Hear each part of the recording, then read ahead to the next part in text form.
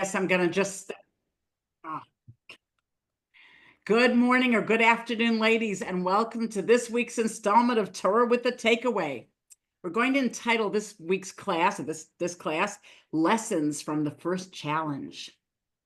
Today we're going to focus, this week's Parsha is Avram Avinu's first test, that of Lech Lecha. There are tests beforehand concerning Nimrod, but it depends on which parish you go by, and for sure it's not mentioned in the Chumash. In the Chumash, this is the first challenge mentioned about Avraham. As an aside, Rav Shimshon Pincus tells us the parshas are in a specific order for a reason. The first parsha, Bereshis, tells us like the first thing you have to know is how to deal with the creator, that there's a creator, he created a world, Bereshis. Second parsha, Noach, tells us how to fit in with society. Society's got, at large, civilization. When they listen to Hashem, all is well. When they don't listen to Hashem, there's problems. And this week's parsha is the first parsha talking about the first Jew. And right away, he's hit with a bunch of tests, which is basically what we're in the world for. Let's ask a few questions, 3 questions to be exact, and let's come up with some amazing answers and life-changing lessons. Question number 1. The first test, Lech Lecha. Now, what is so hard? Okay, go to the place I'm going to show you. If you want to hear the exact pasuk, let's bring the exact pasuk. Vayomer Shem al Avram. Shem said to Avram, Lech Lecha me'artzecha. Go for yourself from your country and from your birthplace and from the house of your father to the land I'm going to show you. Ma'artzecha mi'moladetecha mi'beis avicha la'artz asher eka. And then it says the next verse, V'escha l'goy gadol v'avarechecha. I'll make you a great nation, and I'm going to bless you. V'agad l'shmecha. I'm going to make your name great. V'heyeh bracha. And you will be a blessing. Rashi comments on that. Lech Lecha, go for yourself. Why is it saying go for yourself?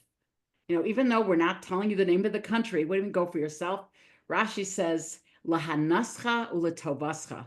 It's going to be for your enjoyment and for your benefit. Now, what's so difficult about a test if it's going to be for your benefit and your enjoyment? And this is after Avram being tested, being flung into the fiery furnace by Nimrod, which is not mentioned in the Chumash, but it's alluded to. He's thrown in this, and he survives a huge self-sacrifice, willing to throw yourself rather than to bow down to an idol. And yet, in this week's parsha, just go somewhere. I'm not going to tell you where it is. Some people can have fun with this. It could be like a secret vacation, some exploring another place. What's so difficult for it? And also, he's being promised all these blessings. What's so bad about that altogether? Number 2. Question 2, we find at the end of Parshas Noach, Terach, the father of Avram, leaves Ur Kasdim, their birthplace, and he settles in Haran, in Eretz Canaan. He says a place called Haran. Now, so Avram is not leaving his birthplace. Why does it say leave your birthplace? And the second question, third question, the order of everyone talks about this, but we're going to give our own interpretation, our own spin.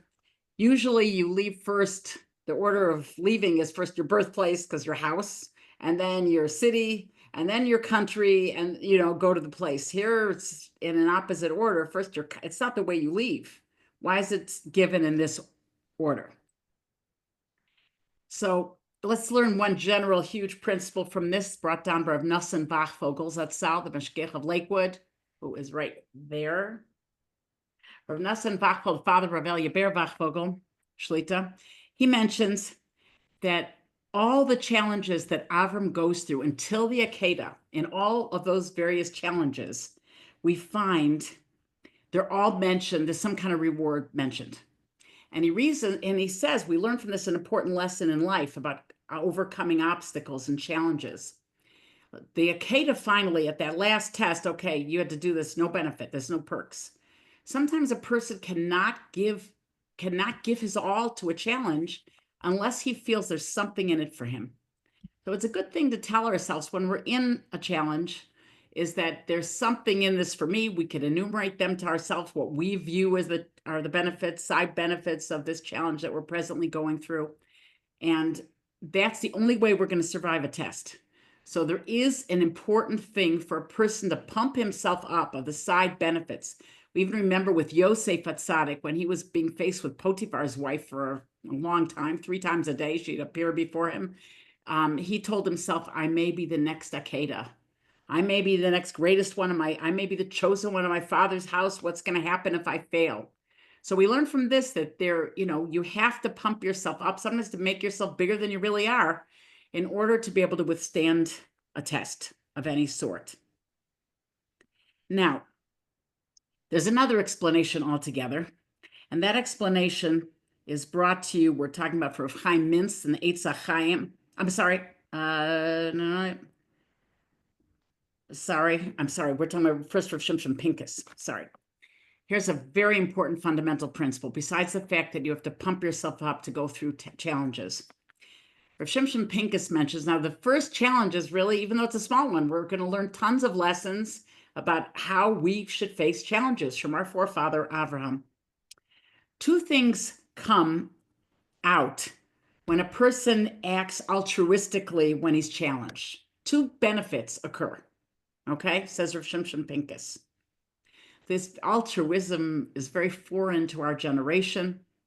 In general, do something that's right and noble and everything. People aren't usually tuned into that channel, but this is what we're supposed to be tuned into as Jews, because this is what our forefathers, always being faced with challenges and coming out, with flying colors. What are the 2 benefits? Number 1, the action of doing something good. Could be chesed, like all the guests that Avram had, even when he didn't feel well, or it could be, any mitzvah that a person performs. Doing lulav and esrog, doing anything you want is the action itself. But there's also another sidebar, and that is whenever we perform a mitzvah, there is an element. Now, it depends on how good you are at the test, but the element of you have overcome your nature to some degree. And you'd wonder which one of these is the better action. Is it doing the actual mitzvah? Or is it the fact that you've overcome a natural tendency? And Rav Shimshon Pincus says, there's a Zohar in Parshas Mishpatim, which tells us, Ezehu Chassid, who's considered a pious person. Chassid is also a little bit like chesed. There's also kindness. Who is doing the supreme kindness? Hamischased im kono, a person who is doing acts of kindness with his creator. Now, I don't know about you, but I don't think my creator needs me to do any kinds of acts of kindness with him. He doesn't need me for a drink of water. He doesn't need me for a good word, for a chizuk sometimes. He doesn't need my advice. What does it mean? Who is a pious person does chesed with creator? What does that mean? And this is going to be our key to understanding how we're supposed to view challenges. How can we give to our creator? Anybody can do acts of kindness. I mean, some people have more opportunities. Anybody can do lulav and esrog. God is harbe shluchim lamakom. God has a lot of messengers in this world that can do all kinds of things. God has many servants and many opportunities and many people and many kochos. Everyone's got different strengths, but a lot of people can do a lot of things. However, one thing only each one of us can do is overcome our nature. That God did not set up in creation. He set up that our good qualities are limited, they're finite. Our bad qualities are finite. And this is the deck of cards we were each handed, and we have to maximize what we have. We have to make the best me that I can make and try to eradicate as much as we can during our lifetime the negative part of me. That's what we're here in the world for doing. So that's how we can do something. We can, because why is it considered chesed with our creator? Because this is something that our creator does not have. He does not have that. He gave us what he gave us. He doesn't have the better me. That's what's left up to me to do in my world. That's not, creator left it like that. And this is how I can do something for him that he didn't already do. And that is to make the best me out of what I was given. That's what we can do. So really what Hashem is looking for, says Rav Shimshon Pincus, based on the Zohar, is that God is looking at each one of us, even though there's a lot of things we can accomplish in life. We could build buildings, we could finance, kollels. There's so much opportunities for mitzvahs, help a poor almana, and help this and help that. There's so many things we could do in life. But the only one to perfect me is me. And that is the greatest act of kindness to our Creator, is when we do something that was not written in the script, that is really something God didn't give us. That's the only way we can perfect creation. Now, it's interesting, this board has a lot to do with the elections. I'm just going to, as they say in Hebrew, v'hamevin yavin, the person that understands will understand. I'm not going to say more than just what's here in our Parsha, but you can understand whatever you want as far as the elections. He says, right before Avram, in Avram's time, was the generation of the Tower of Babel. And he says this was the forerunner of communism. What was the story in Babel, according to all the midrashim and everything? Everything was for the common good. Nobody had any personal property. They were all for the good of building this tower that would defeat God, because before the next time, the calculation of when a flood should come, they'll be all prepared. They'll be above where a flood could reach by having this tower. If a brick would fall during the building of this tower, everybody would mourn the brick, because the common good is losing. If God forbid someone would die, they'd say one less mouth to feed. People meant nothing to them. Individuals, in fact, are taking from the common good, from the community, whereas things are adding to the common good. Says Rav Shimshon Pincus, this is the cruelest group of people that ever lived. Even though Hitler, Yamach Shemo, killed 6 million Jews, 6 million people, well, maybe more than 8 million, something like that, but 6 million Jews. Stalin, and he had an agenda against Jews and against non-Germans. Stalin's agenda was against humanity. It was just pure cruelty. People meant nothing to him. He either exiled tens of thousands to Siberia, or he murdered 20 million people, because it was for the common ideal that he wanted to strive for. That's what he really wanted to accomplish. Now, that's contrary to what Avram's trying to now introduce into creation. There are some schools of thought that believe we just look at the big ideas, and people are nothing. Judaism doesn't believe like that. We believe that each person counts, and it's the inner workings that are important, not what you've done, because God can do everything. He doesn't need us to do that. He doesn't need us to build yeshivas. He doesn't need us to feed the poor. We could try. We're supposed to do our best. What he needs us to do is get out of our own selves and improve ourselves in whatever way. One less episode of anger, one less jealousy, one less, ego moment, to think of somebody else instead of ourselves. All of these things is what God cherishes, not actual accomplishments. Whereas this whole movement is talking about the accomplishments of mankind. And here, man doesn't really, what can one person accomplish? We really do nothing. We really accomplish nothing. So, this is very much in sync with the way our Gedolim, our great people, used to handle themselves. Famous story that I used to tell a lot. I haven't told it for 10, 15 years already, but I used to tell the story a lot years ago. Rav Moshe Feinstein, the great Gadol Hador, he one time was invited to attend. They were having a meeting of all the great rabbis, the Gedolim. We're all meeting together to discuss some urgent matter for the Jewish people. And he came late. Now, this was not a trait of his, first of all, and it's a very big offense to, all these great rabbis are sitting there and you're going to come late. Like, what is that? And in fact, his son, Reb Ruvain's Shlita, tried to say, Tata, I'll take your place in what you're doing. But Reb Moshe said, nope, this is only something I can do. What was he doing? There was a woman that was, after the war, had like she was probably what we'd call today paranoid. She had a lot of paranoia, and she thought the aliens are coming out, and she could only talk to Reb Moshe about it. And it was only during daytime hours, and she had a whole fear, and she was talking to him about it. And he even felt his son Reb Reuven couldn't calm her down. Only he could. So he felt he had to deal with her. He looked at the trees instead of the forest. And then when she said, the sun was setting and she felt the aliens were going away, that's when she felt more calm. And that's when he finally left his, where he was at his home. And he went off to, to this great meeting, this urgent meeting. He felt no one else could do what he was doing at that moment. There was nobody else. It's not a question of which is the bigger accomplishment. It's like even one person shouldn't be hurt. And if we can help one person, That's a very big accomplishment by Hashem. We find in the communist movement, someone who disagrees with their message, who, is considered extraneous, and it's called disinformation sometimes. Why is that, disagreement so terrible? Because you're taking away from the common good. It'll be longer and harder for us to bring this message to the world.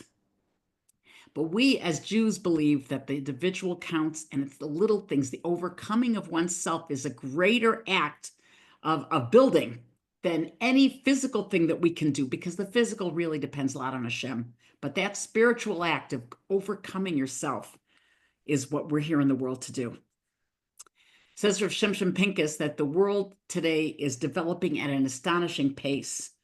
But humanity, the level of morality, this is what he said maybe 30 years ago, the level of morality hasn't moved an inch. And he claims that it even exists in the Orthodox world as well. And it's true. We find that, the morality has gone down, even though there's more Torah learning than ever, and there's more, accomplishments. People know more, and they're doing more things. But there's a lot of morality that we've sacrificed because we're forgetting the main message, and that is to overcome ourselves. There's a story in the Gemara about Rav Yossi ben Kisma, who was one of the Tanaim. It's in Avodah Zarah, Gemara Avodah Zarah. It says Rav Yossi ben Kisma was sick. He was ill. Rav Hanani ben Tradian, that was the one that was wrapped in a Sefer Torah, and the letters flew up to heaven. A very holy man, risking his life to teach Torah in public. He came to him, and Rav Hanina ben Tradian asked his Rebbe, Rav Yossi ben Kisma, Rebbe, ma ani l'chayei ha'olam haba? What's going to be with me for the world to come? Do I have a chance? Do I have a chance? This is a man that risked his life to teach Torah. Look what he accomplished. And what does he answer him? Klum maase bali adecha. Rav Yossi ben Kisma asked him, did you ever do anything? What do you mean, did you ever do anything? He did such great actions of self-sacrifice. He said, and then what does he answer him? He says, one time I had money for Purim to give to the poor, and it got mixed up with the money for my Purim Suda, and I gave it all to the poor. And so then Rav Yossi ben Kisma said, yeah, in that case, you have a portion in the world to come. Now, compared to the great actions of self-sacrifice, what was this? This was something small, insignificant. He maybe wouldn't have even noticed it, but it was something that he broke his habits. He did something, that was against his nature, overcoming himself. Sometimes a one-time thing, you're ready to give up your life for something, that's not always going against their nature. Even everyone does that. People took cyanide in World War II to escape, dying for an but you should die for a noble cause. You're going according to your brain, says Rav Eli Lapin. When you go against your nature, you're not even going according to what makes sense to you. You're just doing it because I want to do something, I'm doing something because it's the right thing, even though it doesn't make sense to me. Or you're doing a small thing like Lech Lecha.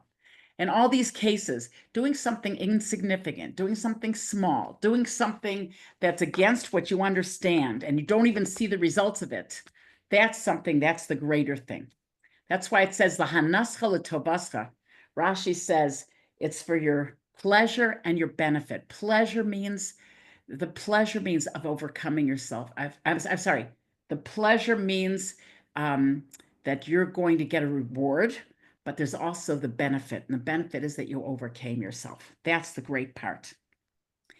We know the famous story about the daughter of the Lashem. The Lashem was a great Kabbalist. Rav Shlomo Elyashiv was a great Kabbalist in Europe, and his daughter had no children for years, 9 years. One time she came to visit her father, and she had just spoken to a doctor who had told her that after 9 years, there's no hope. She has no chance of bearing a child.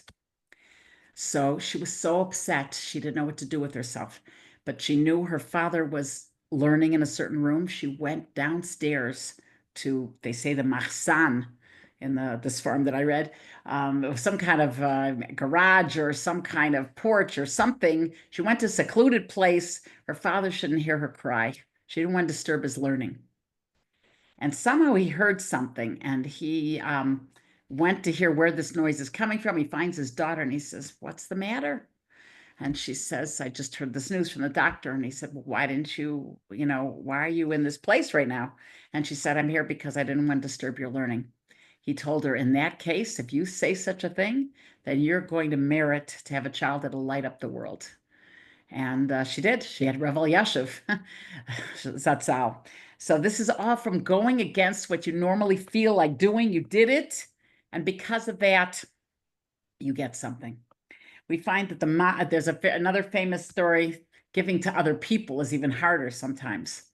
We find there was a story of a chassid who was once told by his Rebbe, come to my shul in Bnei Brak on Rosh Hashanah, the first day, and you get maftir, try to get by maftir. If you get maftir, that's a chance for having children. This man was childless. He went to the shul the night before, and he's ready, raring to go. And he meets up with some other chassid, and they're talking about, what are you doing here? What are you doing here? And the other chassid told him, well, I'm hoping to buy maftir tomorrow because I'm waiting for children. This chassid decided he's giving in. He's not going to fight with this other person in the same situation he's in. He's going to let him take maftir and not even say anything. And here his Rebbe gave him a bracha. You'll have children if you go get maftir. He said, I'm forfeiting it because not at someone else's expense. And both of them had children that year. So giving in, it helps us. We feel this is where the greatest simcha lahanasa. You feel good. Maybe the world won't applaud you for it, but it's a big simcha when you feel that you've overcome yourself. It's a very big, and this is the biggest chesed to Hashem that we can do. And those are the actions that are greater than the very act that we are doing. So Shimshon Pincus says, the first test given to Avram Avinu is Lech Lecha. Separate yourself. If you want to know the Aleph base, he says, of Yiddishkeit, separate yourself from the other nations in the world. Be different. A Jewish head is a different head. Like the news. That's what we're told. Where Victor Miller says a lot of times, don't get into the news so much. I just peeked today. And even if it's a Jewish news source, you peek and someone says, today's count in the election is a nail biter between, the two people running. That's contrary to the way we believe. Nothing's a nail biter. We're supposed to have amunah bitachon that Hashem is running the world. It just puts into our head their standards of living, their way of looking at life. When something is frightening or not, like we get all frightened for what? Because of some person that's not a great person in Torah has told us that, it's scary or there may be a big problem, Find Avram Avinu was called Avram HaIvri. Avram, he was from the other side. Why was he called that? That he's like Avram HaIvri? Because it said the whole world was on one side and he withstood. People were mocking him, making fun of him. You believe in one creator? Idiot. You know what I mean? You're not believing. Everyone believes in idols around here. What are you doing? And you have all these different standards of living. You're giving all your property to others. Foolish. You won't make it in the corporate world. There's so many things out there where we live where you have to go against the flow. The Rambam in the Moreh Nevuchim tells us that because he withstood all kinds of embarrassment and mockery and humiliation, he was given the blessing that we said at the beginning of this test.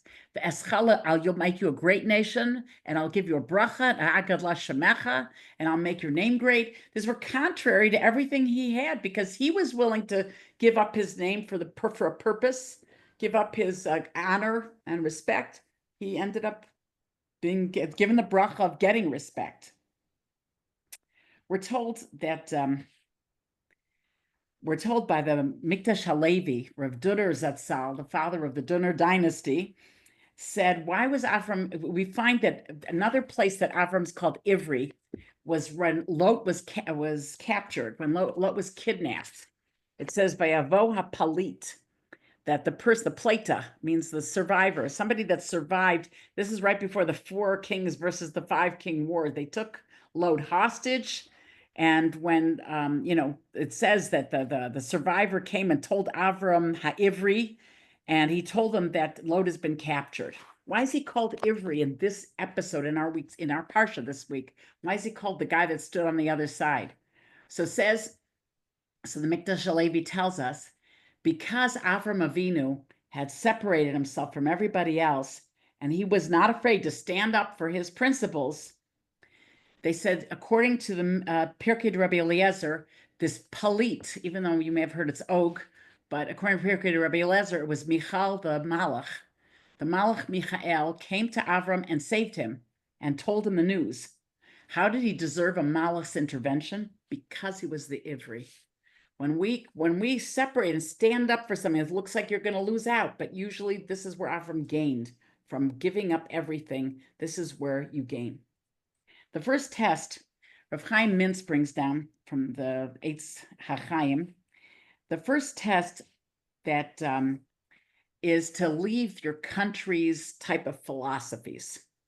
This is what the Malbim says. It's in the opposite order because we're not told about just leaving physically and going to Israel, the land I will show you. We're talking about leaving all your influencers. We don't realize to what degree where we come from is part of our whole psyche. Like, and like, for example, as Americans, I think, or Canadians, and I think everyone here is of that ilk, the Western world is all into rights, whereas we as Jews are supposed to believe in responsibilities. We want our rights, and there's injustices here, and we're all upset about the injustices. That's true.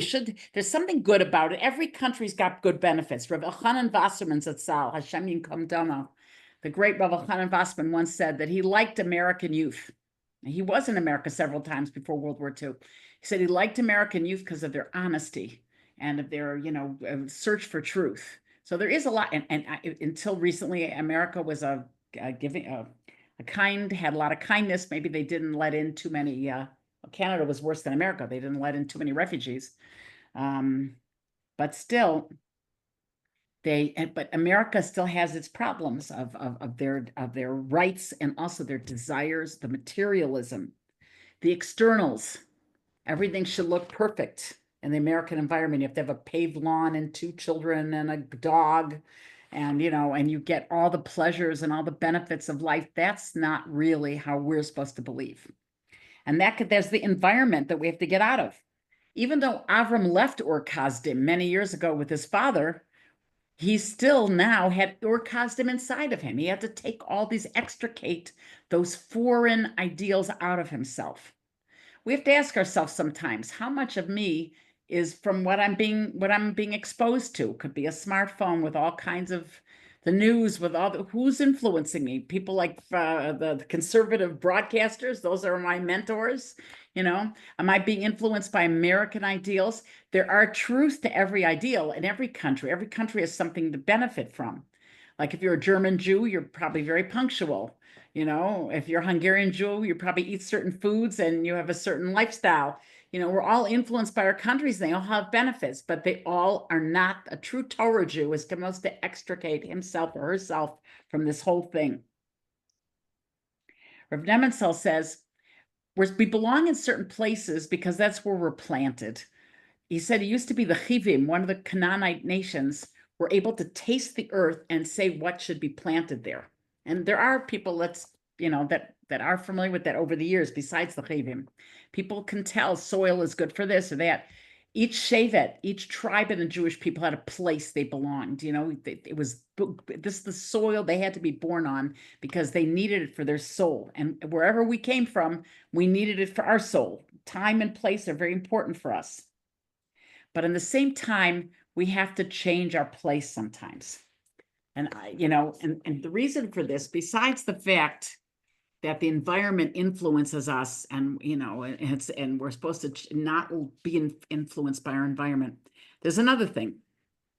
The Gemara Rosh Hashanah tells us that says there are things that tear up a person's evil degree. Ve'elu hein, and here they are. Tzedakah, if you give charity, you can remove your terrible decree. Tza'aka, which means to daven. This is like tshuva, tefillah, and tzedakah that we say in the Unasana Tokef. Shinui Hashem, changing your name, v'shinui masa, and changing your actions, that's tshuva. V'yesh omrim af shinui makom. And some people say changing your place. And there's a little bit of an argument on that. Some people say Eretz Yisrael can change your decree. And some people say, no, just changing your place can remove the evil decree. In fact, after Lech Lecha, Avram was able to have children. Until Lech Lecha, they couldn't conceive. By changing his place, he merited the things he couldn't have before. Now, we also find a different Gemara in, where is it? In Sanhedrin, where it says, Golus mechaperes, even just going into exile, leaving your homeland, leaving where you're coming from is a way of atonement. Why do we have these things apply? Rav Nebenzahl Shlita tells us that, first of all, big thing people get from moving is a tremendous amount of humility. Before, you had a name in a certain place, people knew you had a certain position in your community, whatever it was, you were the baker, you were the Rav, you were wherever. You moved to another place, you're unknown. Even if you come, they give you a job, the same job you had in France or wherever, it doesn't matter. You're brand new and you don't even know the streets. You don't even know where you're at. It's very humbling to move to another place. It says a Gemara in another Gemara in Becharos, the Chachmei Altuna, the Chachamim of Athens, were brought. They're having a whole dispute with the Jewish philosophers, were disputing the Athenian philosophers in the time of the Greeks. They all went to Rome, to the Caesar. And it said the philosophers from Athens, because they weren't in their own country, they looked very downtrodden and people with a lot of challenges, just simply because they were not in their own place. Being out of your real place is a tremendous challenge for a person. You know, you don't understand anything.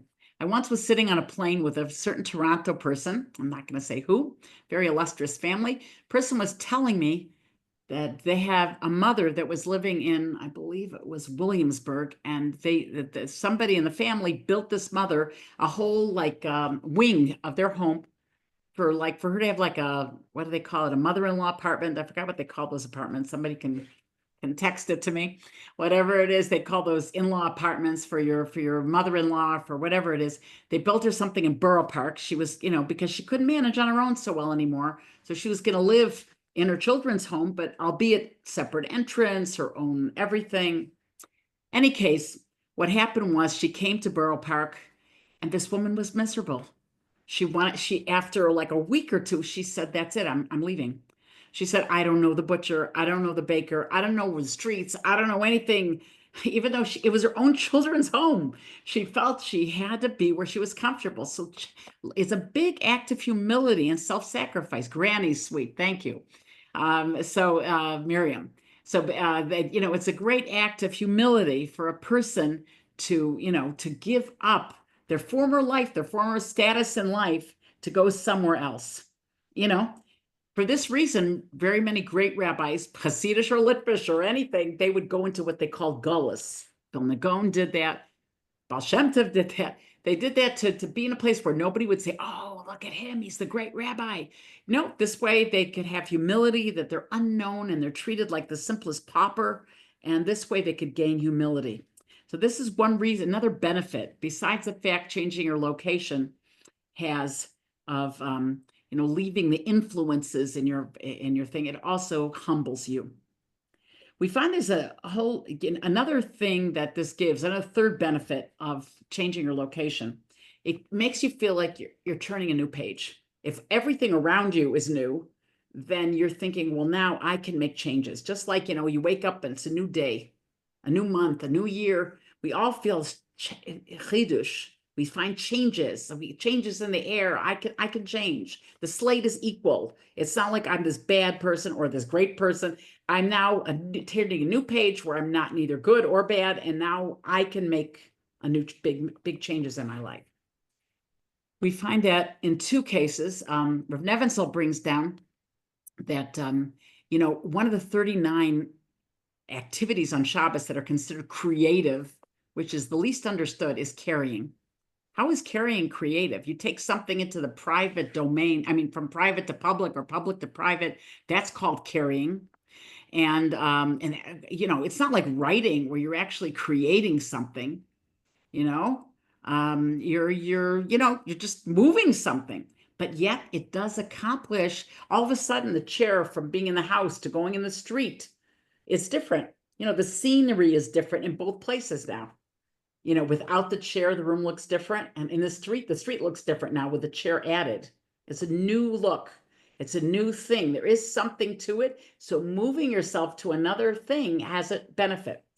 I think of it in another way. I taught for many years converts, and one of the main things when we talk the laws of brachas is if you're not eating mazonos or you're not eating hamotzi, changing location requires a new bracha. I'm not going into that now. I can go into it a different time, or if anyone wants to know, I could send them a message about it or something. You can look in any of the laws of brachas teaches you.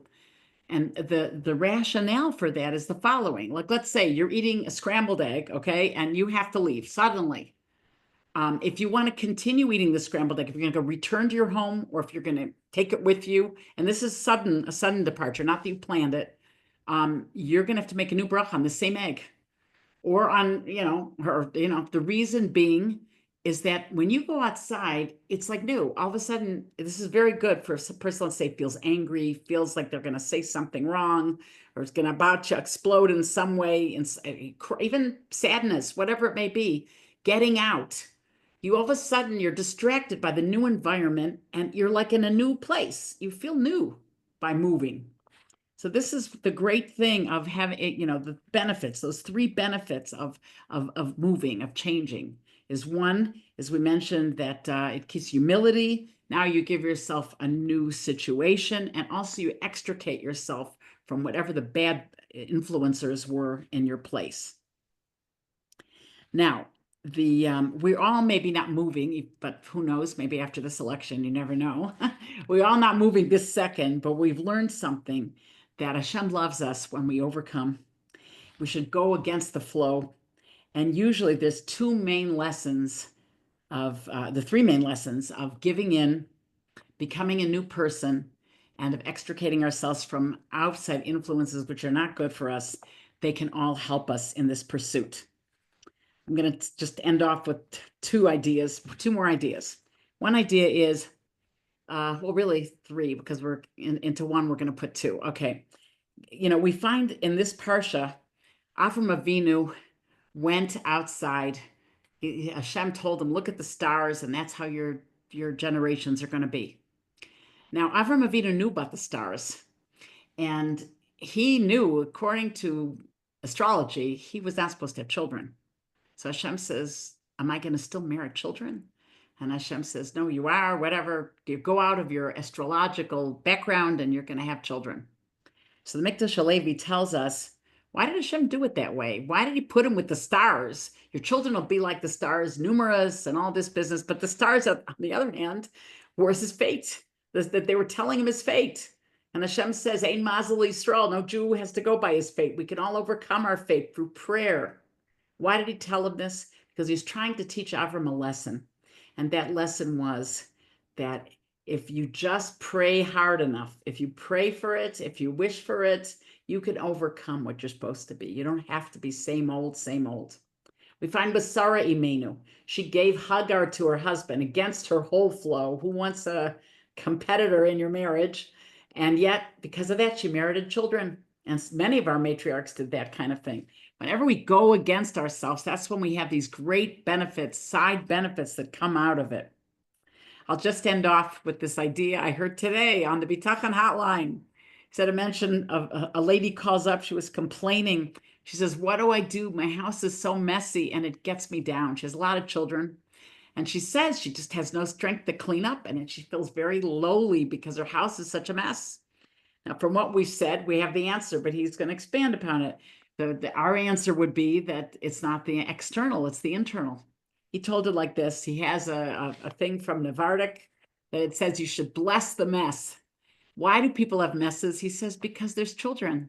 They're messing up. If you have nobody at home, of course, things are nice and pristine, but you have a lot of children or a lot of guests or whatever it may be, and a lot of pots because people are eating. Thank God there's food.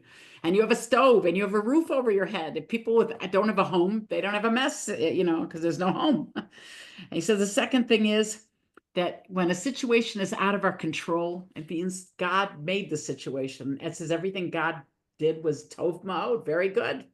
When something's very good, then it can only say it's beautiful. Even though it's a mess, it's beautiful. And the third thing he says from the Stipler that when there's a mess in the house, he says, or any small type of problem that we're going through, craziness in our life, all things going on at once, he says you should know when things you can't control and it gives you, you feel frustrated, you can't do better, you can't do better. He said you should know is decreed on Rosh Hashanah, you have to go through suffering, and this kind of suffering, it takes away all your Averis, it takes you to Olam Haba, and meantime, it was nothing. You didn't have any hospital visits, you didn't have any car crashes, God forbid, nothing happened. It was just some small little thing. We have to thank our lucky stars that we were able to have just small things in our life. So that's how we have to view challenges. We have to view it that we don't have control and that they actually see the good in them. We have to see those good things, like we talked from Dustin Bachvogel, be pumped up, see that they're for our good. This is, it's a kapara. Rather than read these kaparas than worse. We also have to see that a lot of times sorrows that we go through is because we have things, thank God, and we still have things. And we have to see that that God's running the show, and we have to appreciate what we do have. That really, we can't look like the news, like things are nail biters. We have to look at things as if this is the Jewish attitude, that we're here to overcome ourselves. This is our reason we're alive. And let's hope we can copy our forefather with his first test, where we learned so much, that we're supposed to get out of the influencers that we live in the world that we live in. We are supposed to have more humility in how we live our lives. And we have to try to be a new person and look at the slate being equally good and bad and just start fresh. I thank you for listening. I thank Rivka for all her hard work and Debbie Menzalewski. And now we can have like a few minutes of questions, and then I have to leave. I have a question. One moment. We're just going to stop the recording. If everyone could just one moment.